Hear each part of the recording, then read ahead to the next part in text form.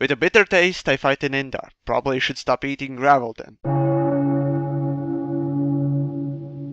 Every time I see a good battle I want to be a part of, I take my scythe and fly away. But at the same time, I figure I might as well try earning some more points from those unlucky pedestrians down below. But just like your mom's alcoholism causes her to constantly bash your head in, every fucking time I get stomped by some overtrained dogfighter, who just seem to have nothing better to do than target my dumb ass and disregard any help requests coming from down below. As if they were Australians. Sure, Briggs has huge problems and devs seem to be solving them just like most dogfighters solve any ground-related problem, by whipping out their big floppy dicks and slapping us with them until we lose most of our teeth. And after every encounter I feel so emasculated that I don't even want to think about flying ever again. And those of you who have lost any connection with your brain, either because you thought picking your nose with fire iron was a good idea or because you're simply NC, being emasculated is equivalent to cutting one's balls off. So in this sense it's just like inner feelings of TR. After respawning my half-stitched ass on the desired base, as an overexcited crack cocaine user, I rush outside with my cloak to search for the first pile of dimwits eager to accept my daily dose of lasers up their ass.